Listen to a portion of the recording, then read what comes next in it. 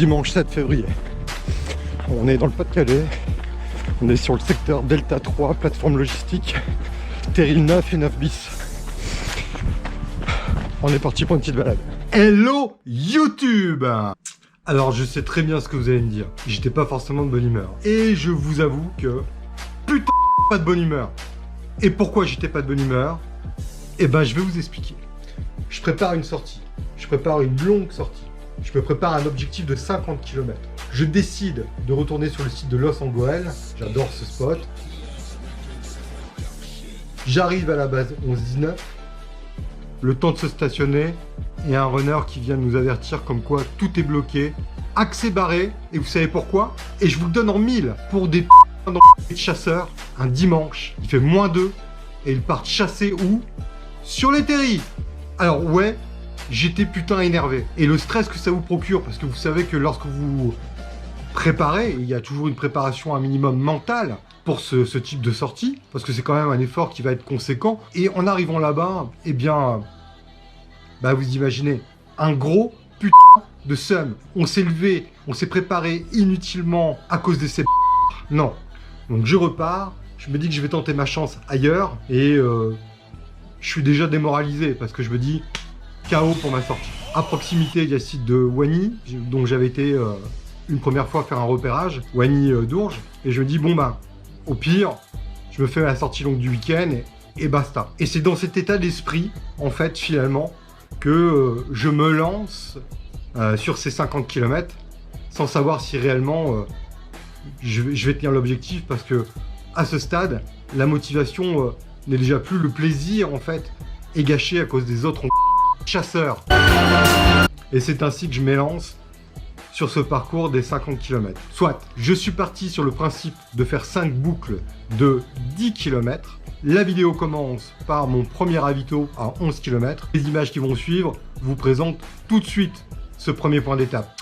Et ces images, c'est maintenant. Ravitaillement numéro 1, 1h14 de course, 11 km.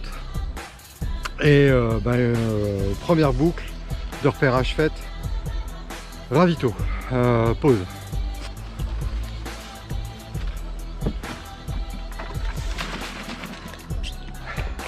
Ça tu vas courir? Ouais. Toi, je suis à peu près 1h15.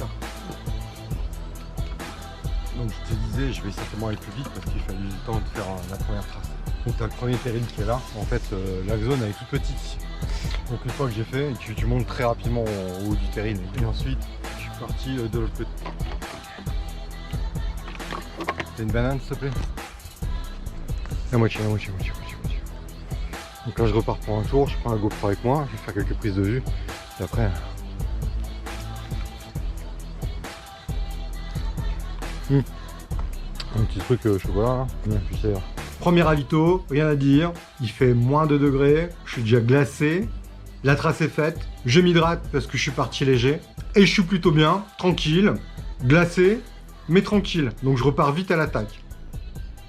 Alors après un premier 11 km de repérage dans les terrils, j'ai défini une trace, et j'essaie de faire des boucles aujourd'hui.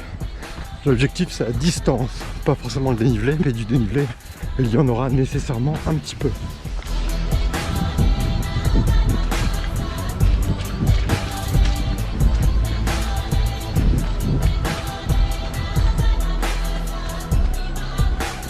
On va attaquer par le premier terril. Il y a un peu de monde sur le secteur. Et ensuite on traversera la zone pour rejoindre un terril plus plat. Mais aussi assez techniquement intéressant. On est parti.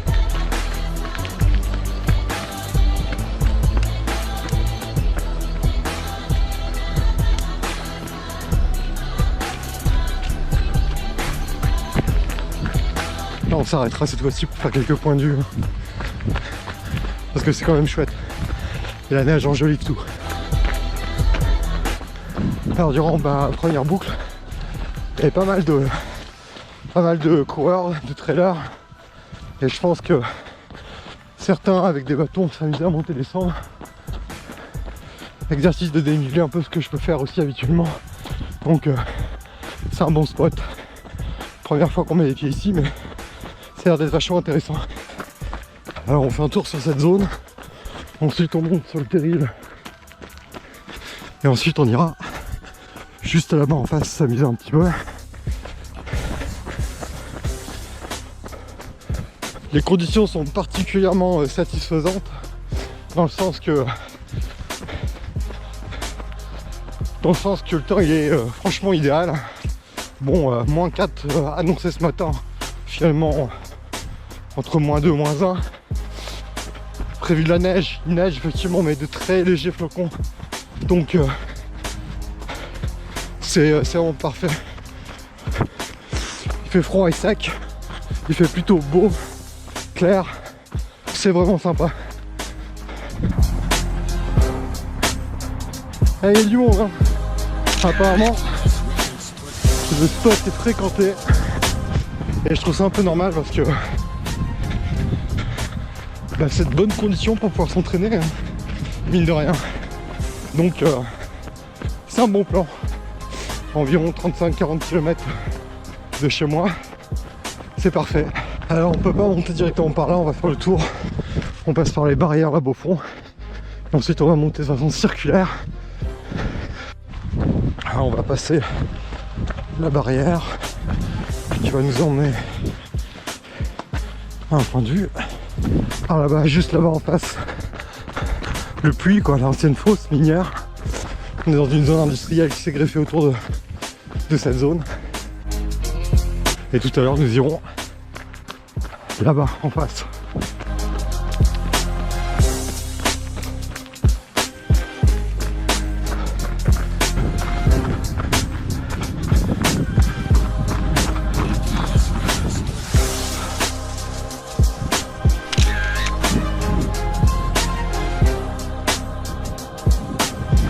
Allez, ça grimpe.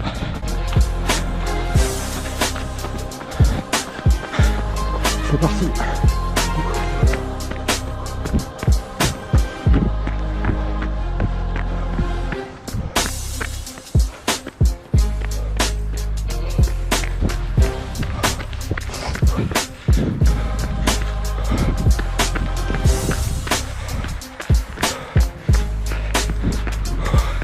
Et voilà.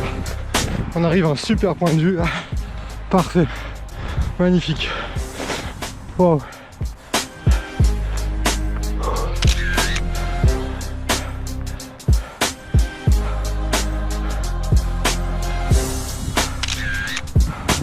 Ah, 232 en bas, 275 en haut.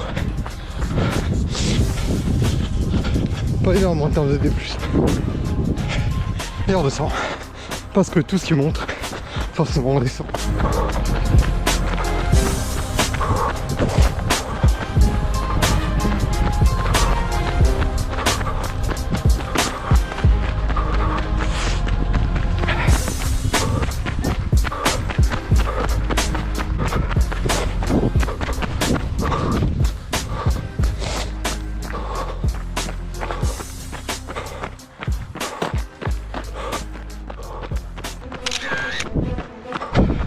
Donc là on fait le tour, on va repasser comme ça, on part juste en face. Et voilà, il y a quelques instants on était juste là-haut sur le point de vue avec le site de l'ancienne fosse de l'autre côté. Là on part juste en face, c'est un autre paysage, ça va moins haut. Encore qu'il y a de belles grimpettes, mais ça me paraît plus technique parce qu'une fois qu'on l'a montée celle-là et qu'on l'a redescendue, et ben donc c'est mieux que rien, mais en fait le site il est assez petit. De l'autre côté il y a beaucoup plus de possibilités.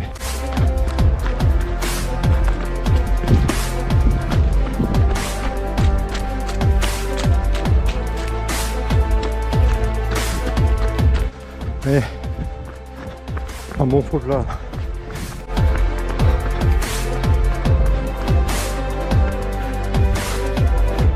Voilà un petit peu le théâtre des opérations.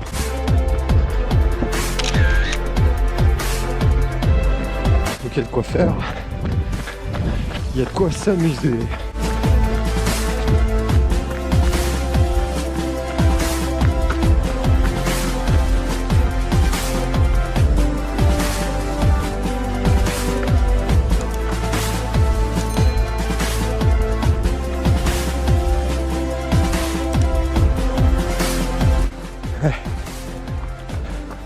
Petite côte typique.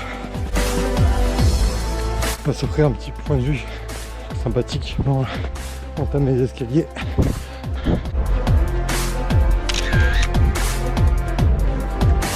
Et nous on va là-haut.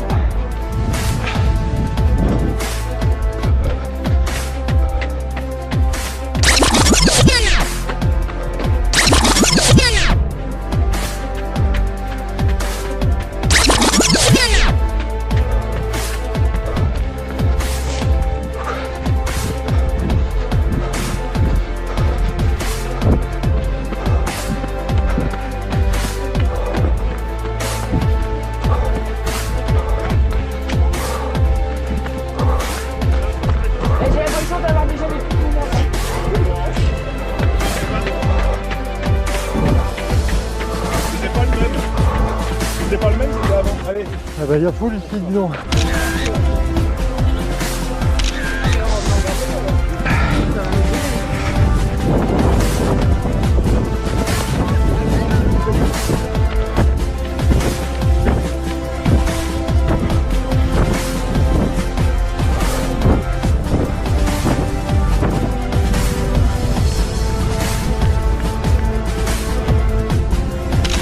Alors nous on vient de là-bas. C'est le terril de départ. Et ici on va faire le tour de la zone comme ceci. On va boucler.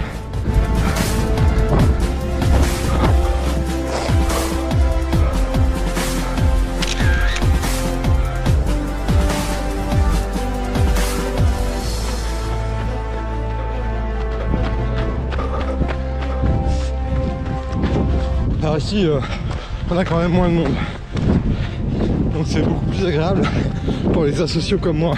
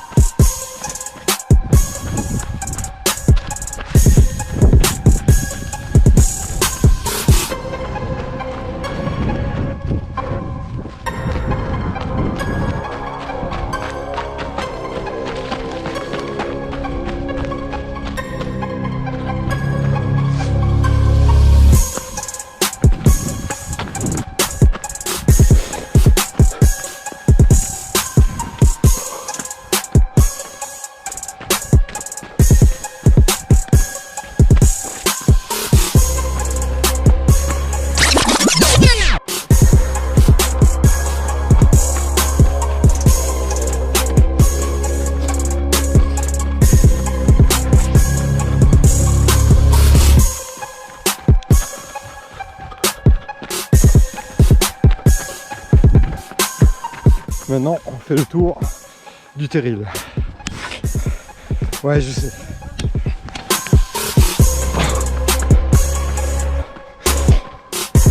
Donc là, l'objectif, c'est de contourner le terril et de rentrer au ravito. Ok, alors ravito numéro 2. Je viens de faire à peu près 25 km. 2h52 et je me suis un peu perdu sur la deuxième boucle, ce qui explique le retard sur le programme. Je vais changer de botte. Je commence à avoir froid. Pareil, les gens, je change.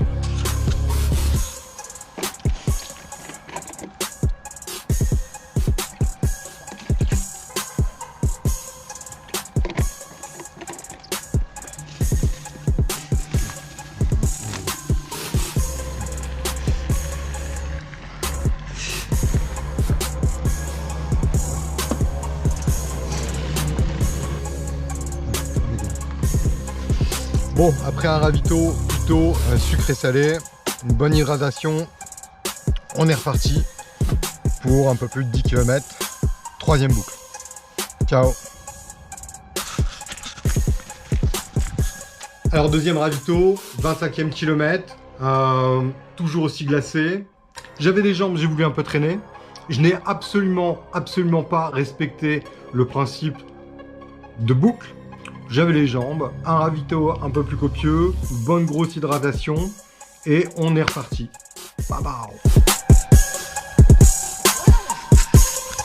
Troisième et dernier ravito, 42 km, 5h20, à 8 km de l'objectif. Dernier ravito, et puis on conclut. On fera nos 50 km aujourd'hui.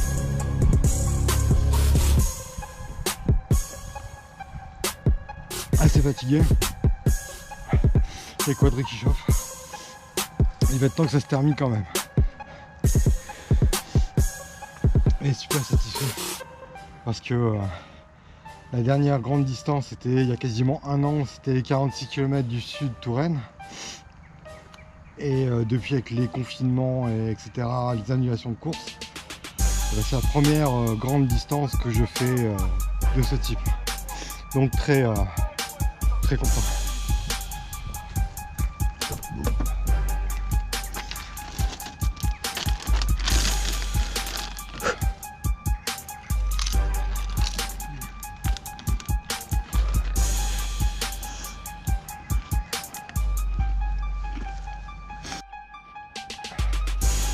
C'est parti pour les 8 derniers kilomètres. On recommence. C'est parti pour les 8 derniers kilomètres. 5h27. Il sera à peu près 6h15 de course. A tout à l'heure. À ce stade, troisième ravitaillement. 42e kilomètre. Un chouille après. Mais j'ai absolument toujours pas respecté le principe de boucle, hein, pas plus. Fidèle à moi-même. Là, je suis bien. Les quadris commencent à se faire un peu sentir, mais je reste bien. Et puis, je me dis que 42, c'est fait. Le marathon, il est fait. Il me reste plus que 8. Et donc, je vois pas, à part me faire une cheville, ce qui pourrait m'arriver. Donc, je tarde pas et je repars dans la foulée. Donc les derniers kilomètres seront peut-être les plus laborieux en fait de cette sortie, mais en aucun cas ils seront faits dans la souffrance parce que je suis particulièrement bien. Donc je repars tranquille en me disant il m'en reste 8 et piano.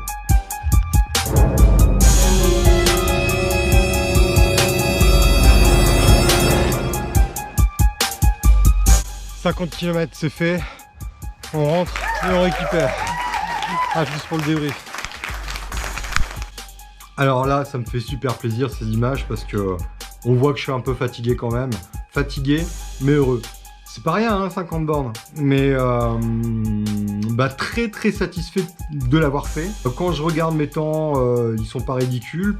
Parce qu'au total, sur les 3 ravitaux, ça m'a coûté 35 minutes de break. Je n'ai jamais marché, j'ai toujours couru. Et pour les 3 ravitaux que j'ai fait, c'était des ravitaux express. Donc plutôt satisfait de cette sortie. Et ça redonne en fait du jus pour accomplir le prochain challenge. Histoire de préparer avril. Parce qu'avril c'est quoi? C'est la Trans-Aubrac. Oui, 105 km. Sous réserve bien évidemment que la course ne soit pas annulée. À aujourd'hui c'est maintenu. Et ça vaut peut-être bien le coup de s'y préparer quand même un minimum. Si on nous permet de prendre le départ. Donc je vous remercie d'avoir suivi cette vidéo. N'oubliez pas d'activer la cloche des notifications. Merci de vous abonner. Merci pour votre soutien. Et on se voit dans une prochaine vidéo. Bye bye. À bientôt. Ciao.